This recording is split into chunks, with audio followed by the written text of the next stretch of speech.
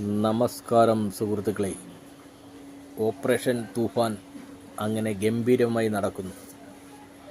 അപ്പോൾ ഒന്ന് ചിന്തിച്ചു നോക്കൂ, ഇത്രയും കാലം എന്ത് മയക്കുമരുന്നുകളാണ് നമ്മുടെ നാട്ടിൽ ഒഴുകിയതെന്ന്. അങ്ങനെ ഓപ്പറേഷൻ തൂഫാൻ വിജയകരമായി നടക്കുമ്പോൾ ഇന്നലെ ആലുവ റെയിൽവേ സ്റ്റേഷനിലെ തിരക്ക് കാണണമായിരുന്നു. നമ്മുടെ അതിഥി തൊഴിലാളികളുടെ അവർ ബംഗാളിൽ പോയി ഇലക്ഷൻ കഴിഞ്ഞ് തിരിച്ചെത്തിയിട്ടുണ്ട്. ബംഗാളികളിൽ നിന്ന് മാത്രം നമ്മൾക്ക് വിശ്വസിക്കാൻ പറ്റില്ല. ബംഗാളിൽ നിന്നും ബംഗ്ലാദേശികളെ ഓടിക്കുന്നത് കൊണ്ട് ബംഗ്ലാദേശികളും കടന്നു വരാൻ സാധ്യത കൂടുതലാണ്.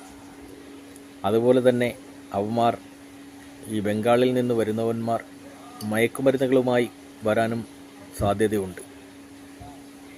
ജനങ്ങൾ ശ്രദ്ധിച്ചു കഴിഞ്ഞാൽ, ജനങ്ങൾ പോലീസിനൊപ്പം നിന്ന് കഴിഞ്ഞാൽ നമ്മുടെ നാട്ടിലെ മയക്കുമരുന്ന് വ്യാപാരം മൂടോടെ പറിച്ചു കളയാൻ പറ്റും. അതിന് ഉദാഹരണമാണ് ഇന്നലെ പെരുമ്പാവൂരിൽ നടന്ന ലഹരി വേട്ട. സിനിമയെ വെല്ലുന്ന സീനുകളായിരുന്നു. വാർത്തയിൽ കൂടി കണ്ടതാണ്. എന്തായാലും അങ്ങനെ ഓപ്പറേഷൻ തൂഫാൻ നല്ല രീതിയിൽ വിജയിക്കട്ടെ. എല്ലാവിധ ആശംസകളും.